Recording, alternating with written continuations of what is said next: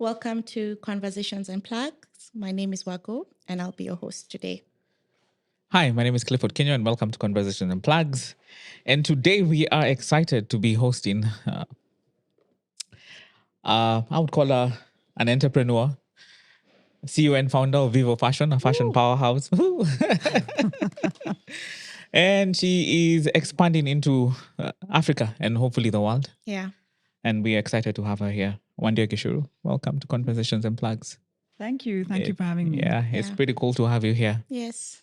And I think one of the things we were talking about with Wago, and even as you're walking in, was why do you put yourself out there? Yeah. Like we found so much material on you, especially when we were trying to do our research as well. We stalked you. We stalked you quite a lot. And what's up? I think multiple reasons. One is I get asked a lot. So the problem with this kind of thing, I don't know if it's a problem, maybe it's a good thing, is that the more people see you out there, the more you're asked to be out there.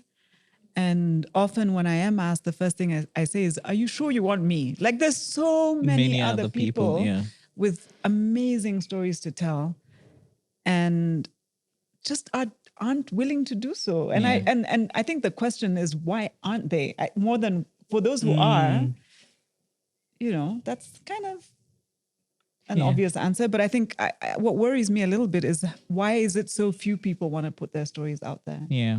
And especially women, and there's something that holds women back from being, don't want to be seen to be like boastful or, drawing attention,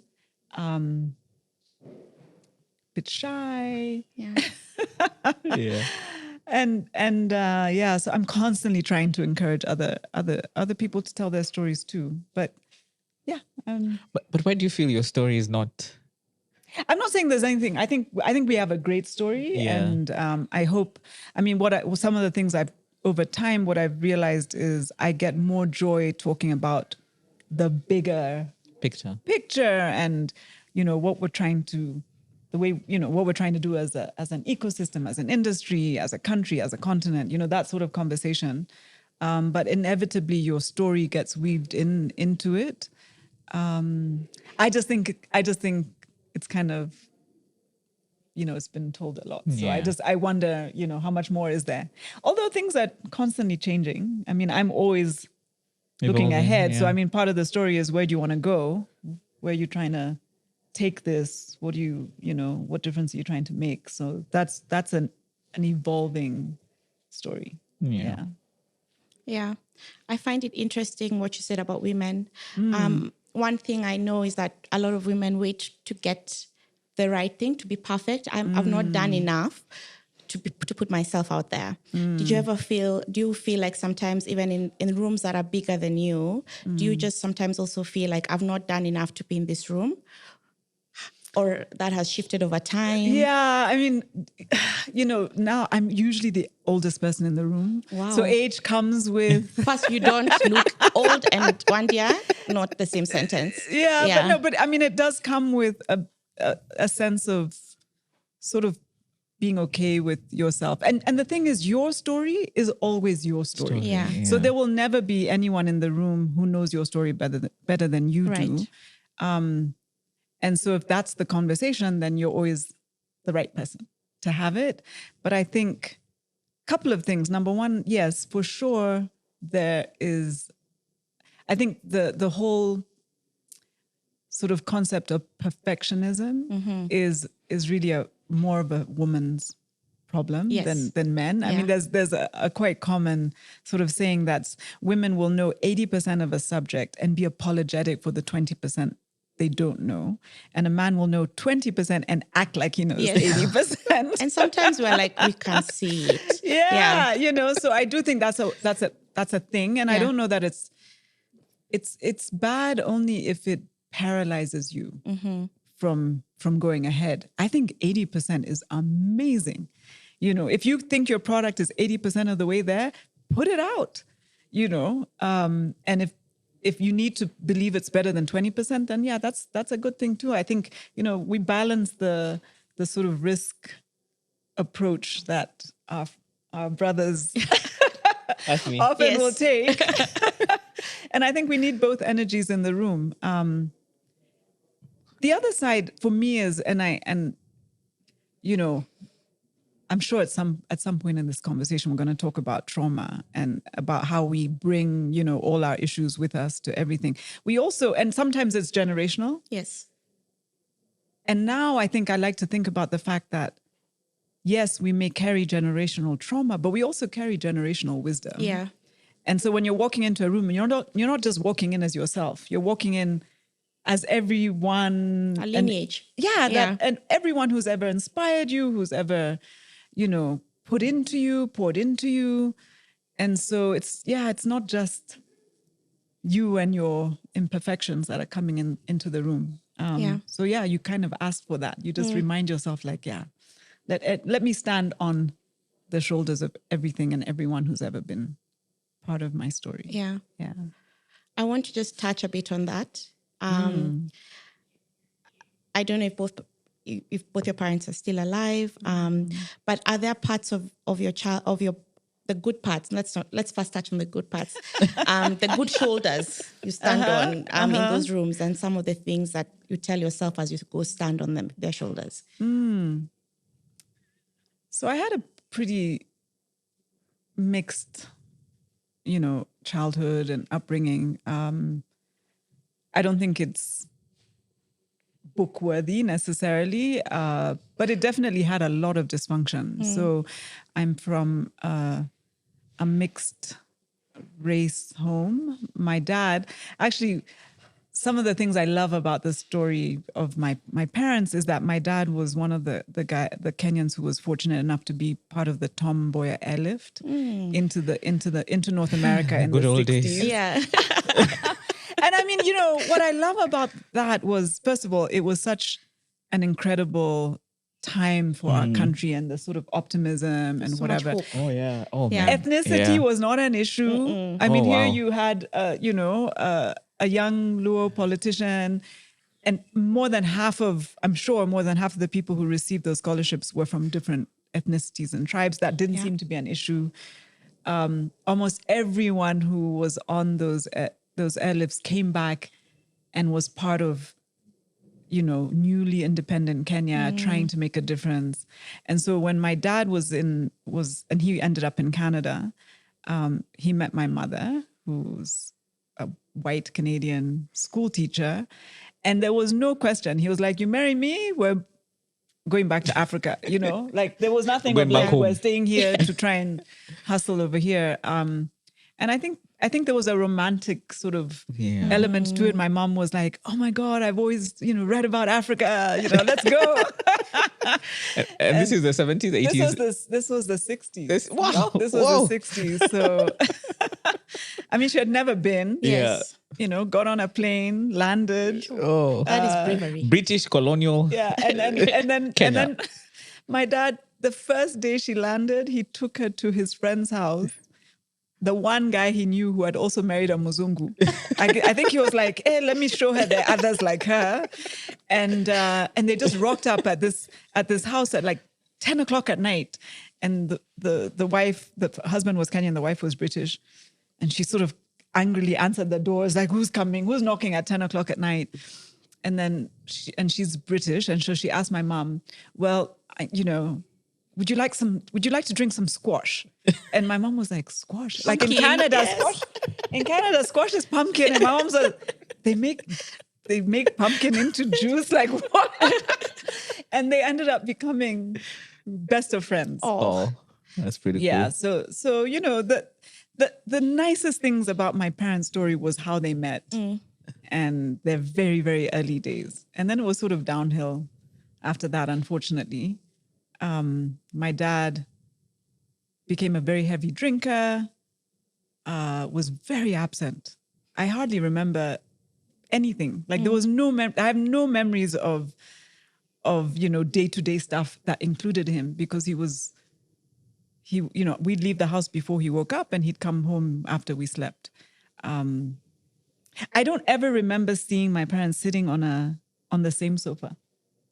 Like If they were in the same room, one would be on one side and there would hardly be any conversation. I don't remember them ever laughing. Like I never walk into a room and see them laughing or talking in a happy way with each other.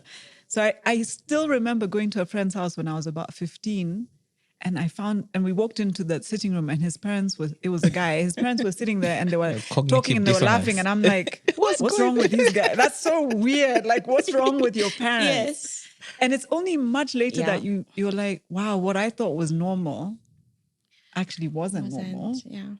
But that's all you know. Yes. That's your truth. Yeah. So I think what I definitely got from my parents and from my dad in particular was this passion about wanting to see Kenya develop, Africa develop. He would go on trips to different parts of the world and come back and bring us presents and say, man, I went to Chile in South America. And this was, in the 70s or whatever. And he's like, they're so developed. They were the same place Kenya was 10 years ago. And now, no, we should do something. We should be, so these, the few conversations that I do remember were often about things like that. He was director of trade in the 70s when we had lots of rules and regulations. You couldn't just import stuff. And I believe he was honest. Yeah. Which is why we were broke. I mean, if he was dishonest, he was really bad at it because we should have had more money. Yeah. And he'd say, we don't have money, but you'll never see my name in a scandal. Oh, wow. So it was those kind of messages that, sort of stuck with me. My mom was a teacher. So she was very determined that her children should do well in school. So like I learned how to read by the time I was 4. Wow. So I went to kindergarten and they were like, you're just annoying now because you're just telling everybody, you're trying to show Let me off. help you do your just job. move to first grade or standard 1. Wow. I mean, at that time we were living in the US. But they were a very unhappy marriage. You know what I mean? Like there was nothing, very happy about their relationship, which is unfortunate. And it meant that it took me a long time to even understand what a happy relationship could look like. Right. Yeah. Yeah. But I'm seeing like just a story being woven. Is that the way? Yeah. Yes. Because it feels like you're very much the values that your dad held on to. Also just planning for Africa. Trade, being working with trade, within trade, and also seeing the limitations of trade within Africa. You're being ahead of your time a lot. Even Vivo was ahead of its time. It's funny because, he passed away when I was 25, I think. Wow. 1992. He just turned 60. Wow. And before that, he used to tell me all the time, Wandia, you should go into business. You should, and I'd be like, what? Why? No, I have a good job. I earn a good salary. Why would I? Yeah. No. And I dismissed. I never really thought about it. Seeds were planted. Yeah. The seeds were planted, And there are other things too. Like I studied economics, which is exactly what he studied. Wow. And I wasn't conscious at the time that there was any link to anything he, I was actually scared of my dad. I didn't really know him that well. And, I never really, in fact, I asked my mom even now, like, was I that little girl who was desperate for daddy's attention? She was like, no, you just used to hide. I was, it was a bit scary. But there was something I was clearly chasing somewhere. Yeah. Yeah. So I like to think sometimes, maybe if there's a way that people who have gone ahead can see us, maybe he's like, I told you. Told you you'd do it, whatever. Yes. Yeah. So when he'd either say you should be an entrepreneur or he'd say, you're like Margaret Thatcher, which now I think was probably not a very compliment. But whenever he'd see me being tough on something, he'd be like, you're just like Margaret Thatcher. Wow. Yeah. And he was being complimentary. I don't know. Maybe. Yes. That's beautiful. Yeah, but do you see it now in terms of how your father sort of shaped, in terms of, especially when I hear you talking about your vision for African brands, your vision for seeing African brands become global? You know, something else my dad, sorry, I don't know if this is, sure. on a tangent, but something else that he really, and I honestly never really connected it to anything I'm doing now until quite recently. Because we didn't have much money, and I have 3 brothers, and my dad drank most of his salary. So my mom was paying for most of the bills with a school teacher's salary, which wasn't much. In Kenya? In Kenya. Wow. And eventually she moved to private schools, which the salary was a bit better. But at the time when we were younger, she was teaching at government schools. So salary was not good. She used to take matatus, walk to get to work and stuff like that. So she would go to Gikomba market to buy our clothes. It, like, long before it was fancy. You know what I mean? Like, it didn't look like toy. Okay. It was where things are just piled up. And actually, it was, people would sing as they were selling. Yeah. You know? And you'd have to look through a lot to find the decent piece, you know? And then she would bring it home and she would have to hide it because my dad could not stand the idea that his children are wearing secondhand clothes. And if he found out, he would be so angry at her. So she would, don't tell your dad. Da, da, da, da, da. So if he'd be like, where's that? I haven't seen that dress before. Oh, no, my friend gave it to me. Or maybe he could live with that, but even that would be a bit of a problem. And it's so weird because now I really truly believe, although there's benefits, I understand that Mitumba and secondhand has benefited in some ways. It's also been one of the worst things for the economy. For the economy, in terms of the how much it has denied us the opportunities that a local textile fashion industry can create. Right. So, and now I see that connection. I don't know if my dad saw it then. I think for him, it was just pride. Like, how? I mean, I'm Simon Gichuru. Why? What do you mean my children can't be dressed in, Yeah, Mitumba. Yeah, why would they? Yeah. So it was I think that's how he was seeing it. But maybe he was also ahead of his time. Yeah. Yeah. Yeah, but that's what we've grown up with in terms of, and especially now enters Vivo. And I mean, for us, Mitumba became second nature. Like the foreign brands and stuff like that. So like, what's your vision for your brand and for African brands as well? Like, where are you seeing that going? I know we have systemic issues and we keep talking about with Wago. Yeah. Like, the continent is hard to navigate. You have French West Africa, you have Portuguese South, you have Central French. What do you see as your vision for African brands? Systemic issues. And I know this is heavy and it's a lot. Yeah.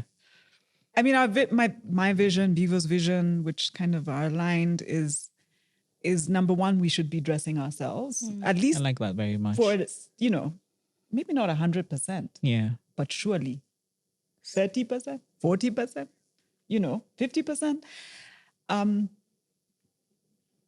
Some of the wealthiest companies, biggest companies, wealthiest individuals, wealthiest countries in the world have made their money through the manufacturing of garments. Right. And selling of garments. Oh, for real?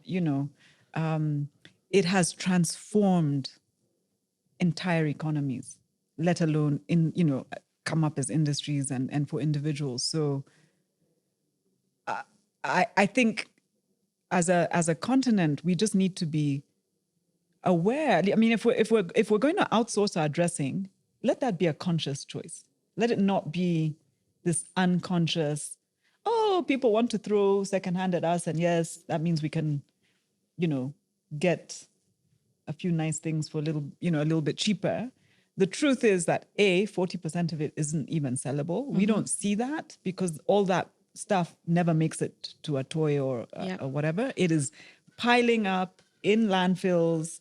Oh, for real? Creating havoc for the environment. Yeah, fast fashion. So that's why you guys go sort the bales. No, but this happens long before any any one of us or any trader that we know sees it. So basically, it's the waste economy of the world. You know, where does all this unusable, unsellable textile go? And the West now, because they're a lot more, they're forced to be more transparent in terms of, so they're giving it to Africa. Give it donations. But they're basically donating. They're basically waste. throwing away their stuff. Yeah. I see. And so that's 40% of it. The other 40%, 60%, isn't really, it was never made for us. You know, so is it, yes, of course, it is so much that, yeah, we can each find something nice and maybe, you know, we'll find something that suits us. But the bulk of it, the sizing, the shapes, things like that, don't even work for us. And that's at the tail end. But in terms of the wasted opportunity, if, you know, I think as a continent, we need to be, you know, very clear around what is our comparative advantage. Yeah. And one of the things we have and that we are getting more of than anybody else is people.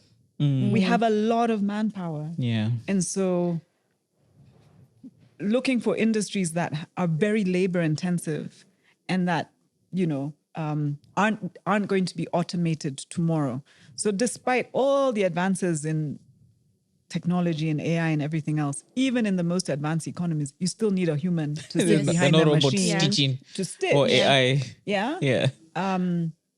Because clothing is complex. You've got to turn it and move it and, you know, all of this stuff. And so it is still a very labor-intensive industry.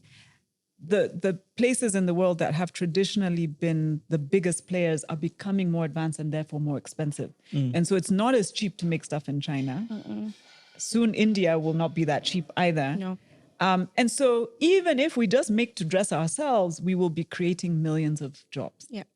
And a lot of economic wealth as well. And then we can also make for the rest of the world. So not only can we dress ourselves, but we can dress others.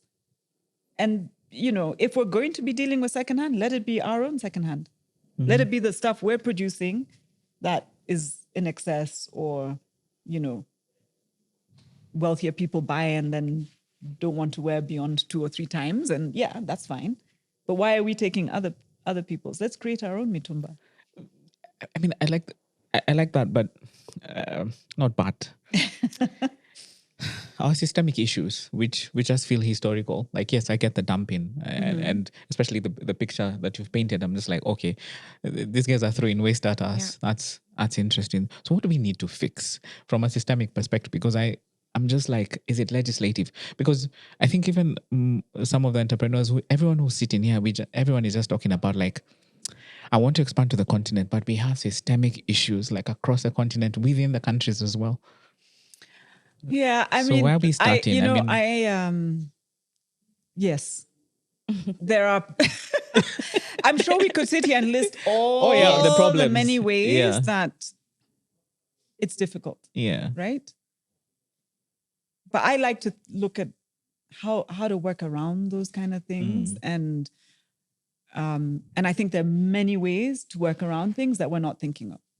So rather than telling ourselves, you know what, when those systemic are fixed, Then I'll go there. then we'll go, you know? So I believe, and, you know, the trade agreements that exist already are actually, you know, quite easy. Well, not easy. Let me not say easy, but they're workable.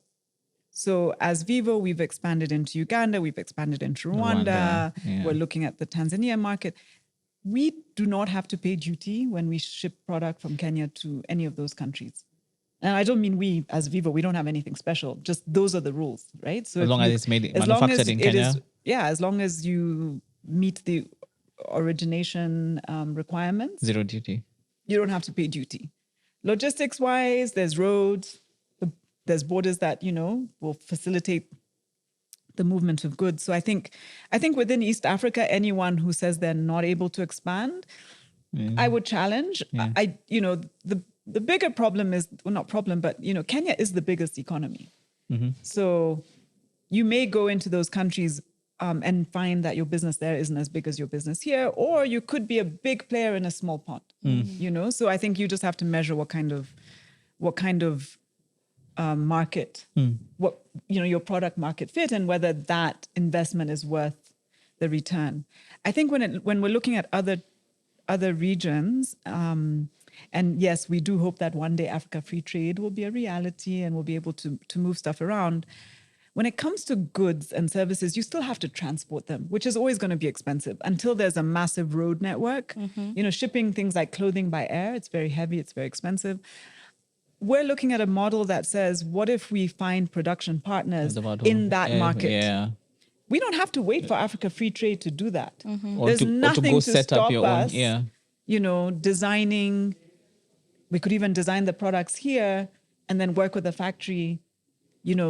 Technology now, all our patents are digital. You can send that in seconds. They'll be able to have a sample. I meet many fashion entrepreneurs in the US who do all their sampling in Hong Kong. Yeah.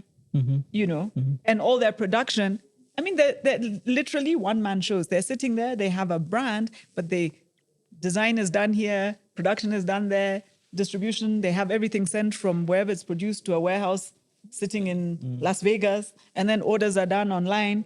I mean, I think we just need to think differently around how we think about scale and our supply chain optimizations and partnerships in a way that goes around whatever these current handicaps are. Having said that, the kind of systemic issues that I think are problematic are the fact that we, in a country like Kenya, there is still this two economies. There's the formal economy where if you play by the book and you do everything properly, it becomes expensive, right?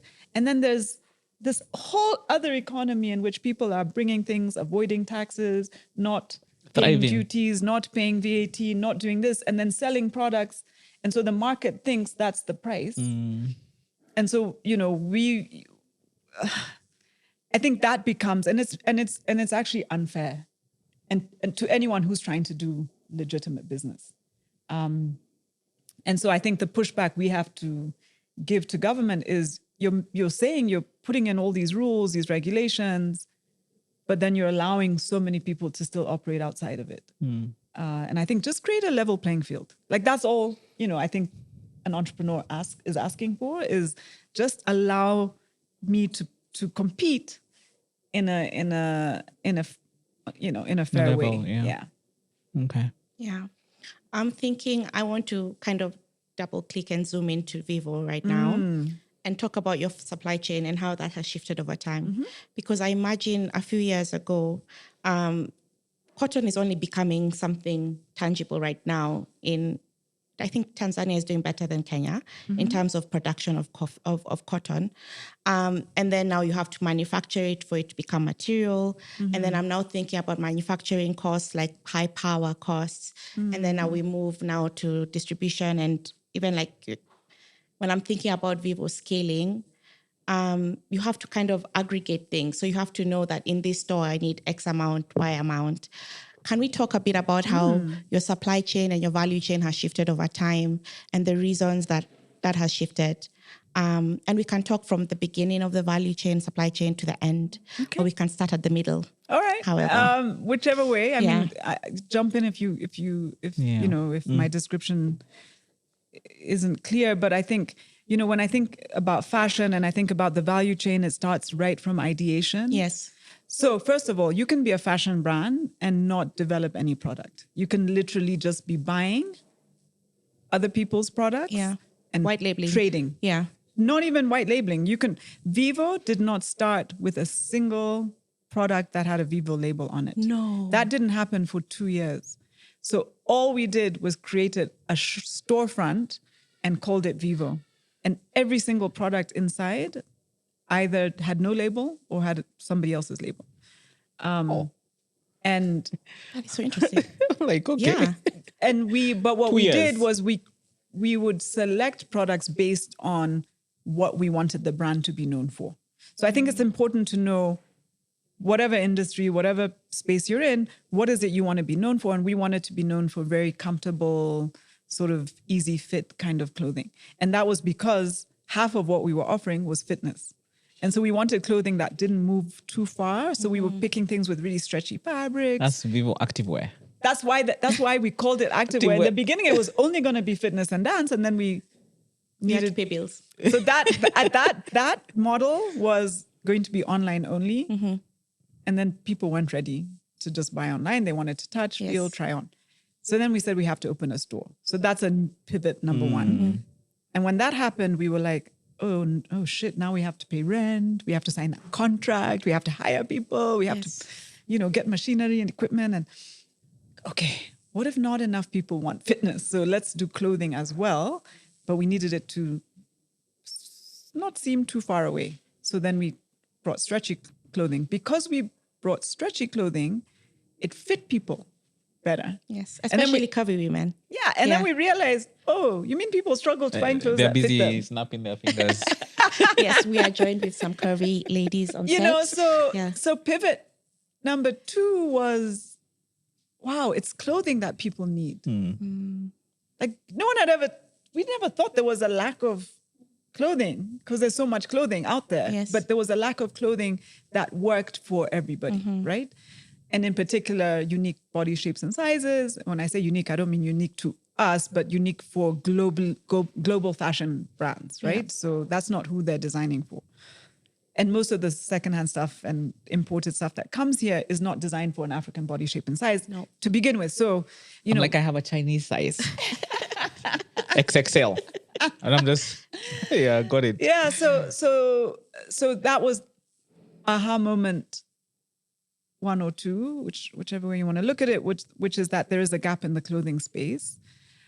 But the supply chain at that point was me getting on planes, going to Bangkok, going to China, going to the markets, like literally, those West African traders who have plastic bags with stripes the on airport. them. Oh, I hate standing behind them. Yes. Yeah. And me too. And then I realized one day, do you know, we're in the same business. We're doing exactly the same thing. The only difference is in Kenya, you do not want your product with you because you'll be harassed at the airport. Yeah. In Nigeria, you do not want your product anywhere but with you. Yeah. So they were forced to take it with them, which meant they were paying per kilo for their stock, which meant you take the lightest suitcase, which was those bags. It makes sense. The checked bags. The checked bags was the light. You don't want to be paying for heavy packaging when that's the product you're going to sell. Oh my God. So I respect them. Now I have no criticism, and I'm like, hey, how did it go for you this trip? Yeah, because I was doing the same biashara. And I mean, and it's hard. You're on your feet from 8 a.m. until 10 o'clock at night, and you're going into stalls, give me 10 of that, 10 of this, whatever.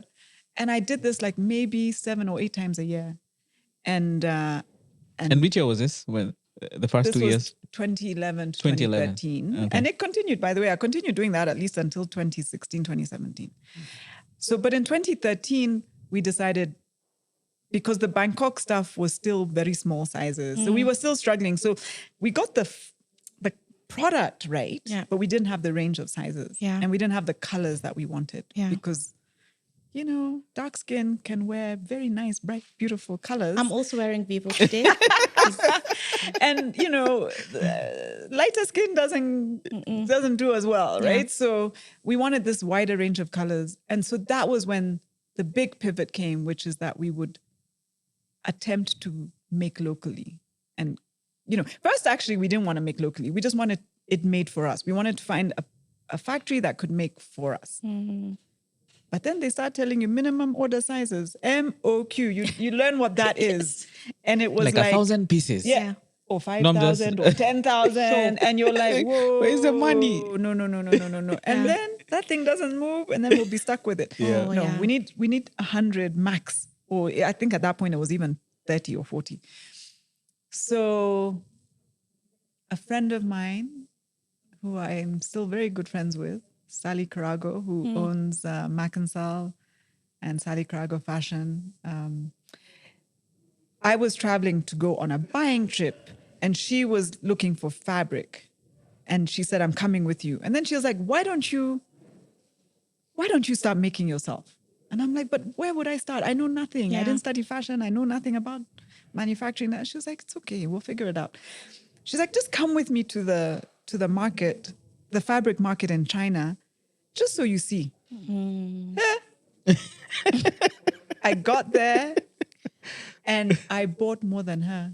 Because I don't window shop. I don't know how to window shop. It was like, I was like, oh my God, you mean?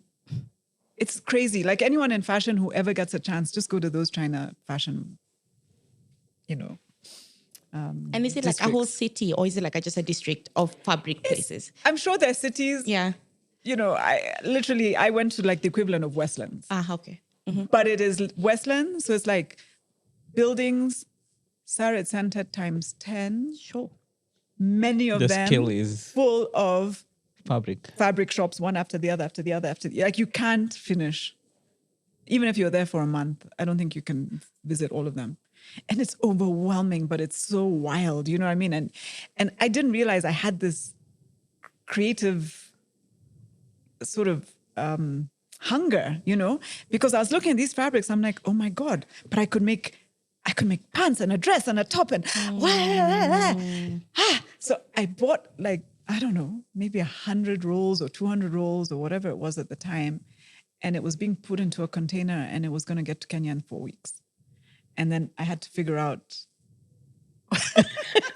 after it lands then. I had 4 weeks to figure out what was going to happen. Like, how are we going to turn that? Sure. So I had to find tailors and machines. And African tailors. Can we just take a moment there? You found good African tailors. Oh my God. I honestly, there's no such thing. I mean, there's no such thing as I don't think, as an inherent, there's nothing wrong with African tailors. They don't have calendars. That's what they don't have. Okay, let's move. I'm actually diverting. Okay, so we now hire almost 150 tailors. From where? Machine operators, tailors, you name it. And we have no turnover problem. Wow. But where the problem is not the tailor. It is the system, the processes, the environment, the terms and conditions, the training, whatever. And by the way, I'm not saying we're perfect, because we're not.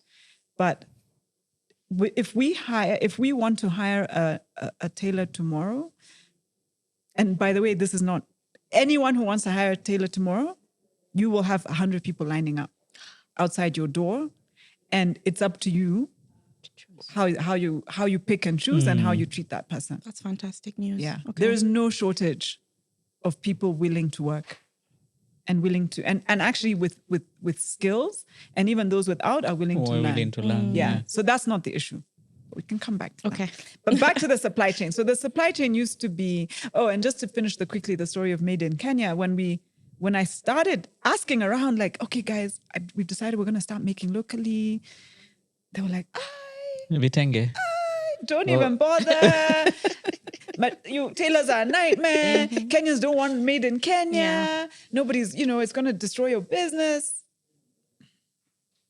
I've said this before, but I'll say it again.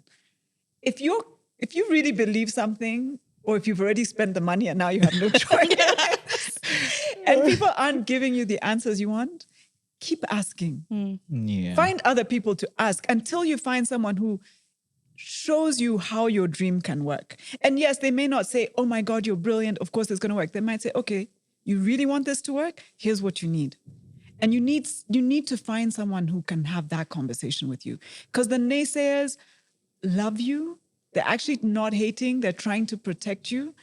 But it's not helpful, And I think you need more people who are working with you to try and figure this out. And so I eventually found someone who was like, okay, in addition to Sally, because I think Sally was still out of the country or whatever, they're like, come, I show you where to get machines. Come, I show you where to find tailors. Come, I show you.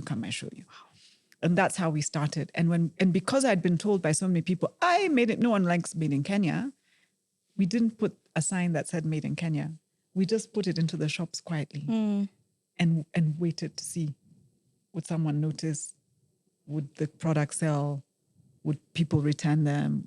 And no, everything was fine. Like we were literally making things very similar to what we were bringing in. So there wasn't a big shift. And then, because we found the fabric that looked like the fabric of the products we were bringing, and we just put them in and people bought them. So anyway, so then that opened up a whole new world for us. And we slowly started making more and more and more and importing less and less and less until about 2018, I think, is at the point at which we were 100% made in Kenya. Yeah. Even so from we are 100% made in Kenya. Well done. And I have people who still don't believe that. I'm like, what? Why? And no, I was told you guys just say it's Kenya, you bring it from China, and then you just stick made in Kenya. So I'm like, no, please come to our factory and see the headaches that we go through in terms of, design and sampling and, the whole process. Production process. Yeah. Having said that, I'm very keen to make outside of Kenya as long as it's in Africa. So I don't mind that that product is made in Rwanda or Uganda or Tanzania or South Africa, whatever. Supply chain. So because of the nature of the ecosystem, and this was, 10 years ago, we pretty much had to integrate backwards. We couldn't find a factory that could make the product we wanted in the sizes we wanted at a price point that we could still then sell and be profitable. That has changed. So there are now many brands that do not produce themselves. I'm proud that we've been a small part of that, because one of the factories that produces for many of the brands I know is an ex-Vivo employee. Wow. Who left. He was part of our production team. He now has his own production house. He has his own brand, but he also produces for multiple other brands. It's called Salok Havila. And they sell their brand on Shop Zetu. Wow. So it's a full circle, and there are many others that will produce in small quantities at a decent price that you can still mark up and sell and make a profit. So you need to figure out who your customer is and what you're selling them to them. And then your value supply chain will, you have to align that to suit your customer and your price point and your product, the product that you're making. And so it could be a combination of, we find products out there that suit our customer at a decent price point and we bring them in and we sell them. It could be you do some of that and you make some of it locally. You could come up with the idea and find somebody to design it into a product. You don't even have to be a designer. You don't know have to make patterns. If you're going to do that, please own the pattern at the end of the day, even if you're getting somebody else to do it. Because if that thing sells well, you're going to want to replicate it over and over again and be consistent.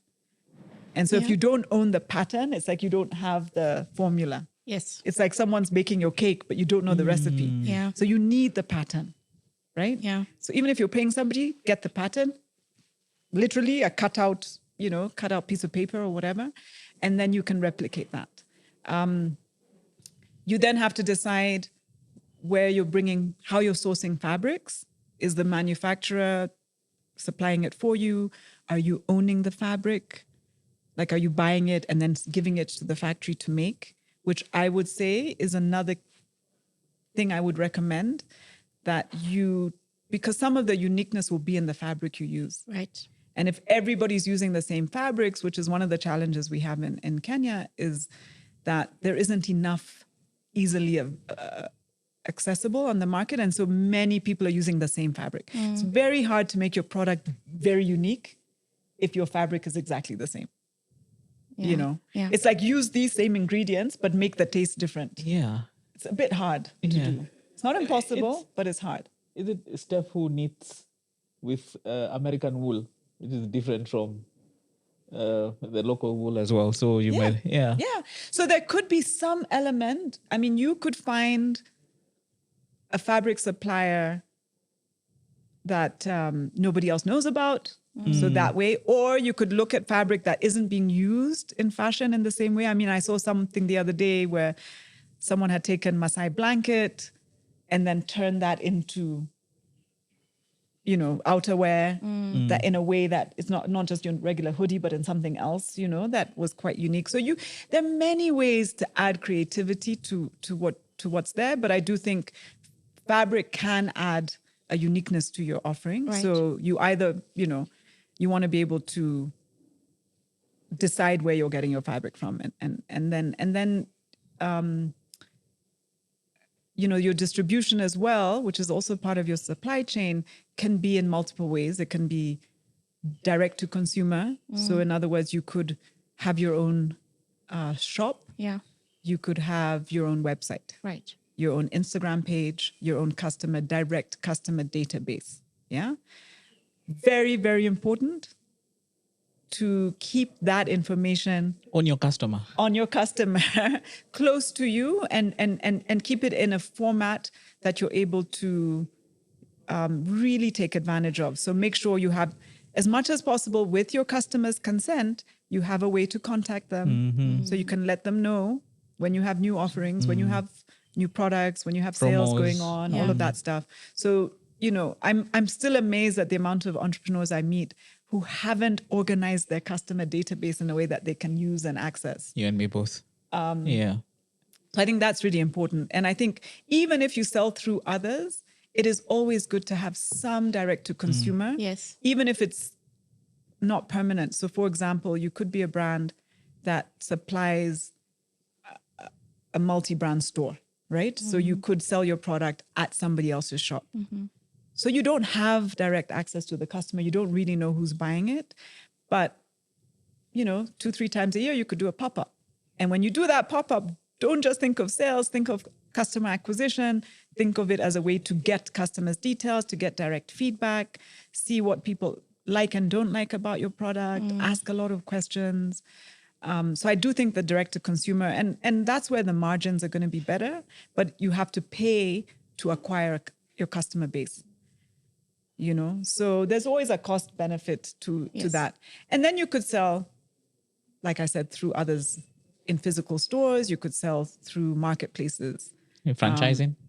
Through franchises, stuff like that. So I think, the distribution as well is a key part of it. So I don't know if there's any part of that supply chain that you want to double click on. No, that's pretty cool. I was just sitting here thinking, before you met Sarah, you were like the stalls in town where everyone is importing clothes, and you're going to shop and then come and resell. So that's very interesting. So that's because I was trying to look at the number of years Vivo has been in existence, and I want to talk about a couple of things. Time, 20 plus years, is it? No, not How many yet. years? We're just 18? about to hit 13. 13. Yes, we opened our first door to the public in terms of a physical store. Yeah. We existed in theory since 2010, so it would have been 14 years. But we opened in May 2011. Our first store at the Junction. It's 14 years, yes. 13. Correct. 13, yeah. So, of course, in there, I think one of the things we were talking about, and I think I also caught on, is year 6, 7, something happens to entrepreneurs. Yes. But there's a concept of time of how you build a business and how you pivot. Marriages. Is it to businesses too? Entrepreneurship is marriage. It is a marriage. The 7-year age thing. Okay, what happens to businesses? You tell me. In your year 6, 7, something happened to you as well. No, I don't know that anything happened, except that I definitely was completely becoming way too stretched, way too, trying to. So that journey of startup, hands-on, doing everything. You're wearing multiple hats. You're the marketing, the finance, the procurement, HR, you're sourcing, you're doing everything. You don't really have a management team in place. A couple of things happened that, were messages, very strong messages to say you need something needs to shift. One is we had some major internal theft. Yeah. Because we didn't have the systems in place. I was doing the banking. Well, actually, I wasn't doing the banking, but I was checking the bank account to see that money was being deposited. And when it was one store and one deposit, that's okay. Yeah, you can do the At math that quickly. point, we Yeah. were 6 stores, Sure. 6 deposits. Yes. You know, I stopped looking daily. I started looking every other day, then every 3-4 days, then once a week. And somebody noticed that, you know, Cash. you know, that I think what happened, they were tempted and they were like, okay, you know what? Try. Today, I'm not going to bank all. I'll just put a little bit here and just leave it there, see if anyone notices. No one Nobody noticed. So the next day and the next day, before we knew it, it had been 3 months. Sure. And almost 500,000 had gone in tiny bits and pieces. Yes. What was so sad, actually, I was annoyed. I was like, seriously, what did you guys do with this money? Tell me you did something. Yes. Tell me you bought some asset or invested capital for in your or business. because when you have not worked for something, Easy and come, it easy comes go. very easily, Yeah. it will go just as easily. Easy come, easy Do you go, know it was yeah. going to nice hairstyles? No way. They started taking taxis to work, buying newspapers daily. I mean, this was 10 years ago, right? So that was one. Okay, clearly. So then we got a finance person. The other thing that happened, I remember, and again, 6 stores in, we had a, growing Facebook following and trying to post regularly, but had no real marketing budget. So one post I put up and someone commented and they said, if I didn't know better, I would imagine you just grabbed someone who worked in your shop, told them to stand there, took a picture with your phone, and you've uploaded it here. And honestly, I've been to your stores. This is not the brand that I see when I come to your stores. Why is this what I'm seeing here? And I was like, oh my God, it was exactly what I had done. Oh. So I was like, okay, clearly we need a marketing person. Yes. So you start getting these kind your of business messages is evolving from the as well, market. yeah. So I desperately knew I needed help. And I didn't know where to find it, but I felt it needed to be something a bit structured. And that's at that point when I saw an ad for the Stanford Seed program. Yeah. And that was another pivotal moment for the business. And what I benefited, and there are many programs. So I'm not paid to market the Stanford Seed one. That's the one that I did. But I think there are very many incubator startup support programs that will do similar things. One, they'll help you articulate your strategy, which unless you're like incredibly forward thinking, most entrepreneurs haven't done. Mm-hmm. I was one of them. Didn't have one, right? So a strategy and a plan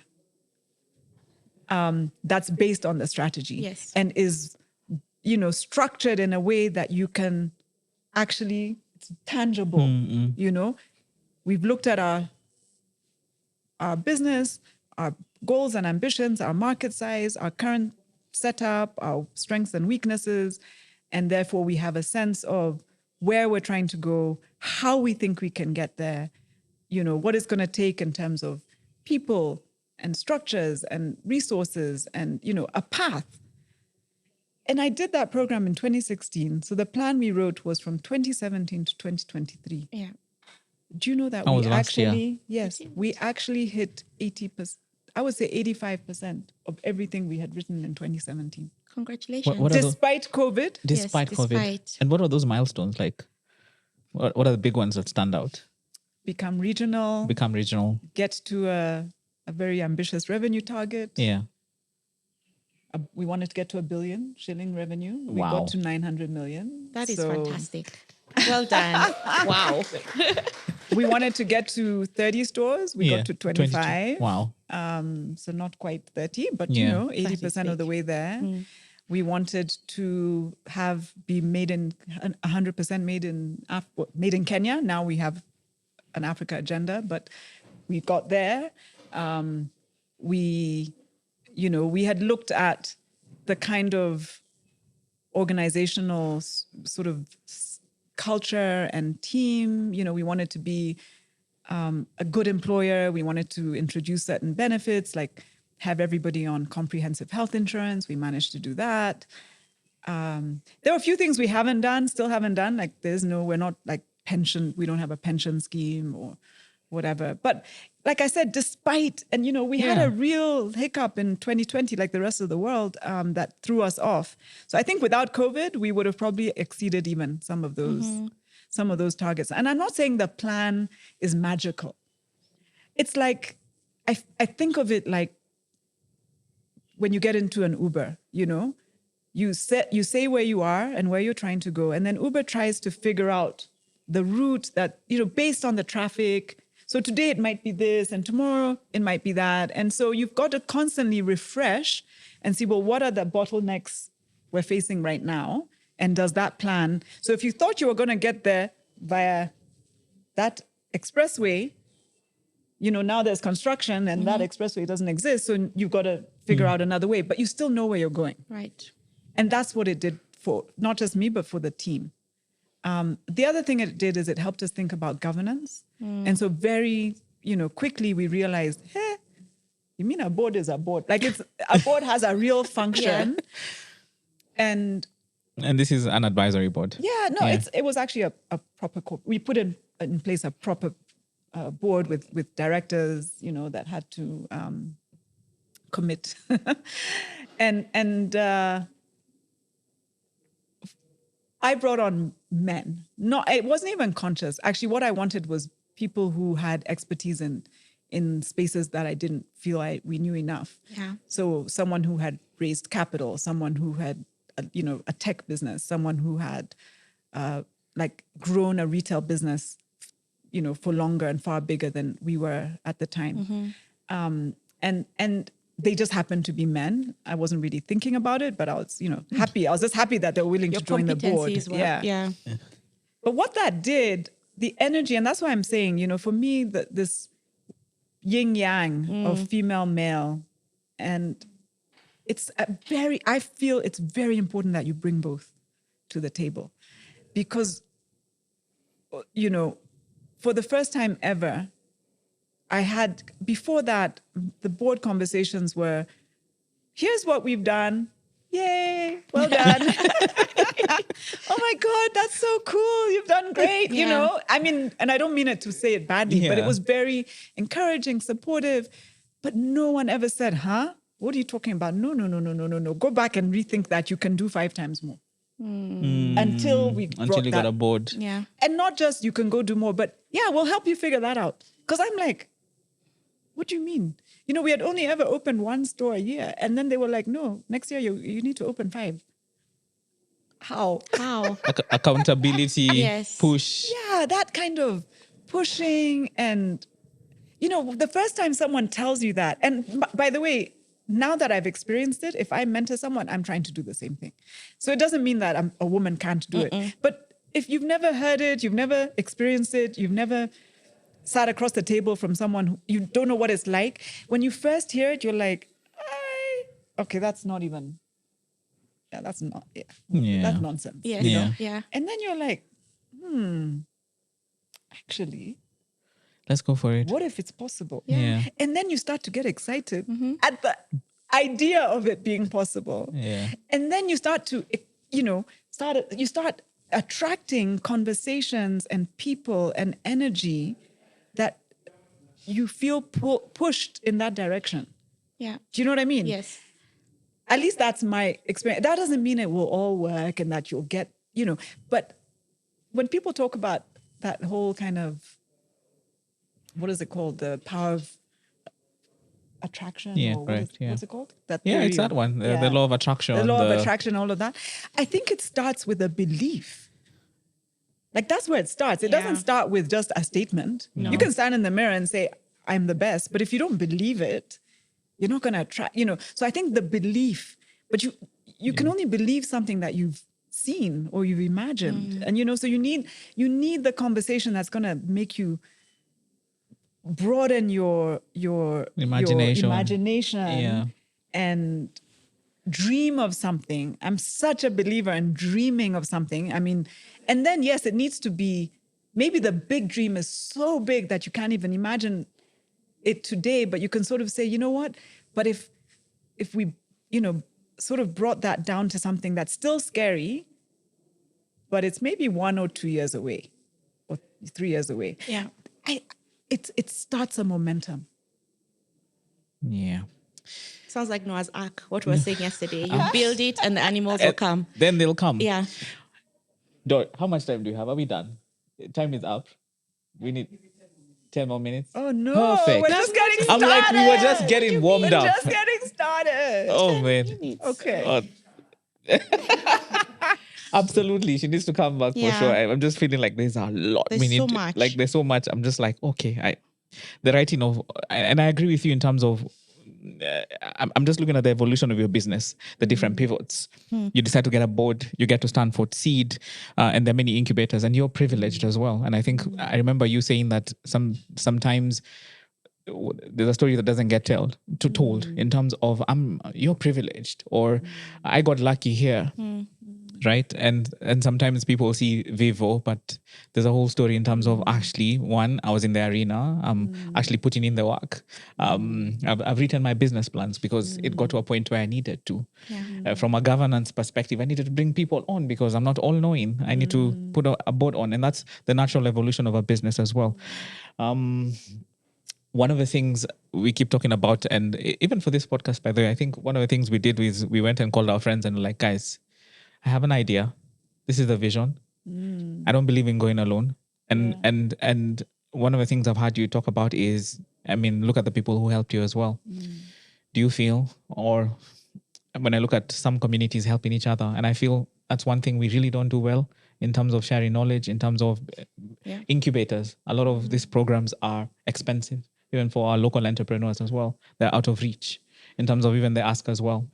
Do you have a vision for that, or your thoughts on that in terms of how do we bring all this stuff together, share knowledge, build powerhouses or brands in Africa as well? Wow. First of all, I do think that unfortunately, and I understand where it comes from, but I think unfortunately, too many of us on the continent are just wired to have more of a scarcity mentality. And when you have that, yes, sharing information is scary. And you think that it will work against you. Oh, it will reduce your shine. You know? And people have been burnt. So it's a reality. It's not as if, it's always But it's not the main story. But I think, again, it comes down to a perspective, a belief, values. Values, but also just a choice. A choice in, am I going to live with the fact that, if I'm more open, I may have a couple of negative experiences, but I think that life is a give and take, right? There is no one who has nothing to give, and there's no one who has nothing to receive, right? So, and if you believe that, you've got to be on both ends of that. You can't just be. No, there's no entrepreneur who doesn't want to receive. So, on the other end of that equation, there have to be people who are willing to give. Now, you choose how you're going to give. You may choose to do it very quietly. You may choose to just work with 1 or 2 people. You may need to really build trust in order to feel comfortable enough to share. So, and you do what works for you. But I just want to encourage everyone to be on both sides of that equation. We talked about privilege, yes, and I think luck is a privilege in a way, but it's also a willingness to meet the opportunities that come to you, and it's very easy for someone who grew up in a middle class environment, who got a good education, who had a mother who was a teacher. There were many things that had nothing to do with me. Yeah. That one could say put me in a position that it was easier. Yeah. Having said that, the entrepreneurs I admire the most in life, and the ones I've met, are ones who have not come from that at all. Yeah.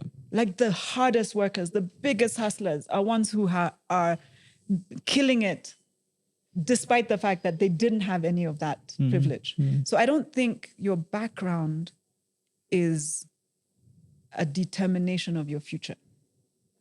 I think our backgrounds and our histories shape us, and we get to choose whether that history is going to be something that holds us back or pushes us forward.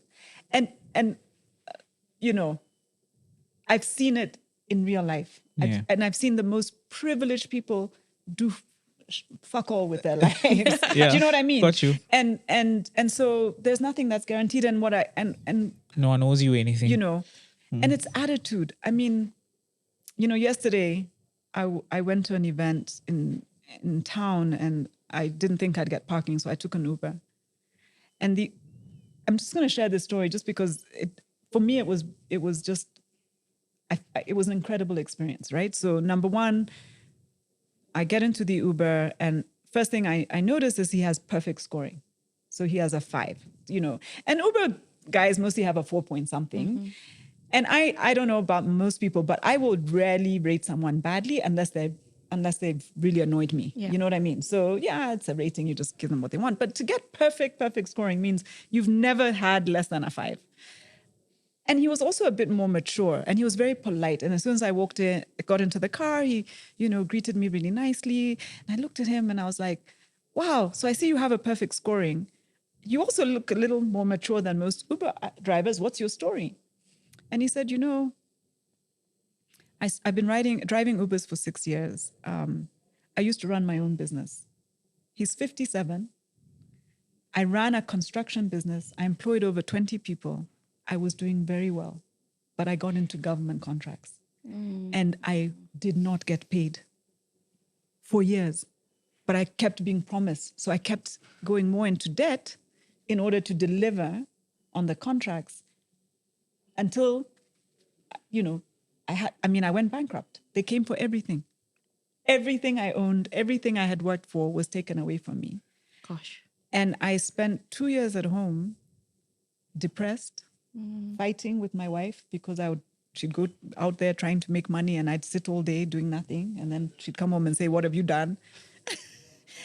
And eventually I decided, you know what? I just need to earn. And he said, the hardest thing was my ego. Because I was, you know, a man of means. And now what am I going to tell my friends? That I'm driving an Uber. He said, but then the first 1,000 shillings I made, I took it to a shop and they accepted it. So I was earning money again. You know what I mean? Yeah. Money that could be used. Same 1,000 was, you know, similar to the same money I was earning before. And he said, and now, yes, I'm doing it, but I'm not doing it as often because I'm now building back another business. And he's going to go into farming. He's going to grow herbs for export. 57 years old. You know. Yeah. He's already employing 6 people on his farm. So he's gone back to being an employer. Yeah. But he didn't give up. Yeah. And so I just think, again, your circumstances, your history doesn't have to determine your future. You determine it by what choices you make, how resilient you are to the ups and downs. Yeah. And the willingness to get up, pick yourself up after a fall and put yourself back out there. And yeah, you're lucky if the things that will help you, get a good partner, have a few good friends, you know, have some outlets for when you're down and feeling like shit. And I just think that if anything, what we can do to support entrepreneurs is to try and be that place that they can come to for honest conversations. Correct. Give them a bit of advice. Yeah. You know, I would love to see fashion brands that we've worked with become 5 times bigger than Vivo. Why not? Why not? You know, there is so much room. We're not even for scratching everyone, the surface. There's enough for everyone. You know? More than enough, Yeah. That's perfect. Wago, I'll let you take it away. I'm just looking at us like, wind it up. I don't want to wind it up. But I feel like one thing I can take out from your story is that you're being a series of evolutions. And I'm vouching for you. Thank you. I know your future we're only beginning. You had a dream for 2007 to 2023. I want to see what 2030 looks like for Vivo. Right now we have a 2028. We go in 5-year cycles. Okay. So we've got our 2028 plan. I think, if I was to share any of that, what I'd say is back to where we started. We hope in 5 years' time that most Africans will have at least 30% of their wardrobe will be made in Africa. Amen to that. Just try to slowly start to bring those things into your wardrobe. Every time you do that, that creates at least 10 to 15 times more jobs than anything imported will be able to do. And so you're contributing to this better future, this better continent that, you said your purpose is very drawn to. Yes. So, so I think that's what we'd want to see for Vivo as well. Like, the dream is for it to become an African brand that's available globally. And that we're using African creativity, African talent, African resources, including fabrics. We're trying more and more to work with, fabrics that are made on the continent, in order to offer something that the world needs and wants. Yes. Yeah. So, Thank you. Thank you, Thank you. Wandia. It has been an absolute treat. Yeah. And it's been pretty awesome having you here in the Thank you for conversation. having me. And we must have you back. Please. Yeah, we've not even talked about Like I have so much. I'm just like, oh KCB, man. yeah. So we're So looking. this is part one. This Yes. is part one of many more to come. Sour. And congratulations on what you're doing. Thanks. I love. We're doing it afraid, but we're just like, let's just go. Do it afraid. Nothing worth Yeah. it in life is not going to be scary. Yeah, absolutely. And so for guys out there, our handles at Conversation Plugs, all of them. And then for X, it's Convos and Plugs. And this has been amazing. So Yes. yeah, you. thanks. I'm so grateful. Thank you. Yeah. Thank you so much.